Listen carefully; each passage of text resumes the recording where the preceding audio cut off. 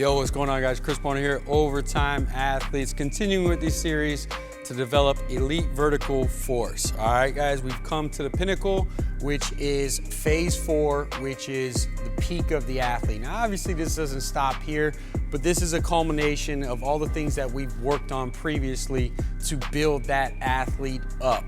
Now, the benefits of this phase are going to be everything. All right, so it's the synchronization of essentially that motor pattern that you've been putting together, of building blocks, of everything that you've been working on, motor unit recruitment, rate coding, right? How fast those motor units are turned on, your stretch reflex, your stretch shortening cycle, the propulsion, accepting force, producing force, the amortization phase, ground contact, everything basically to culminate into an elite vertical jump. All right, that's what everything puts this together, but you have to do it piece by piece. The same way that you have to build a race car, you can't just focus on upgrading the horsepower, dropping a turbo or supercharger in it. The car's not gonna be able to handle it. The brakes aren't gonna be able to handle it. Same way with the house. You have to lay the concrete floor before you build up and add the roof. You can't add the roof first. It doesn't make damn sense. So if your coach is just randomly programming shit, ask him why, all right? So how do we do it, right? How do we actually focus on the things then and intensify what we've been building to put the cherry on top? All right, so dynamically, we're gonna perform true plyometrics, okay? So if you think about it, isometric, you know it's the static holds. Let's get it turned on. We talked about an eccentric. We're gonna add a little bit of weighted so the body has to absorb more force with the resistance. Propulsion, we talked about band assisted jumps, right? So you could work that more velocity phase of the movement.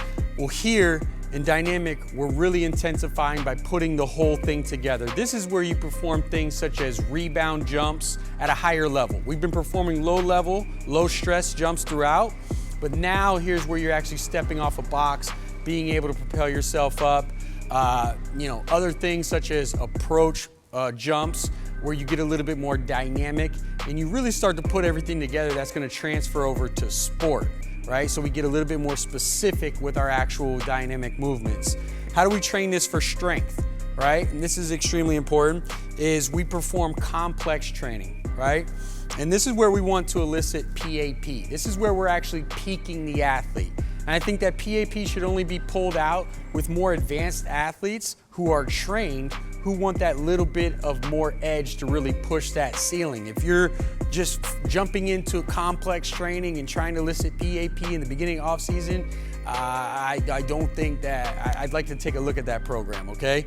But at the end, when you've culminated everything, you've built that base, built the walls, now we can elicit a little bit of PAP, which is essentially we're performing a heavy resistance movement, and then we transfer that heightened nervous system over to a higher peak or a higher dynamic movement, right? That's the goal of what we're trying to do. You hit a heavy back squat, then you go hit a vertical jump, and because the nervous system is heightened, right, we can then get more potentiation, we can then get a higher vertical jump, okay? That's really what we're focused on. And when you do this, obviously there's an acute response, right? You heighten the nervous system, then you transfer it over. I mean, just think about anything. If you're going to sprint or jump, obviously you're gonna perform better when you're warmed up and hit a couple reps as opposed to just being completely cold off of sitting down at your desk, right? So it's the same thing, but we're maximizing it with that strength lift. Okay, now this is an acute response, meaning that it happens in that individual workout, but the goal is that if we do this acute response enough times throughout this peak phase, we can then get essentially longer adaptations, right? You can get the athlete jumping at 40 inches a lot more, which will then transfer over to having a 40-inch vertical jump when you go step on that court or on that field. I hope that helps, guys. I just gave you all the game, free game right there.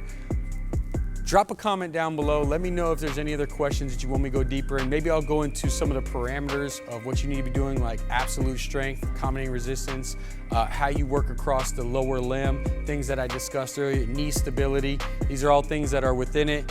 If you're interested in that full program that lays everything out, go ahead and check out the link down below. If not, free game. I'll holler at you guys next time.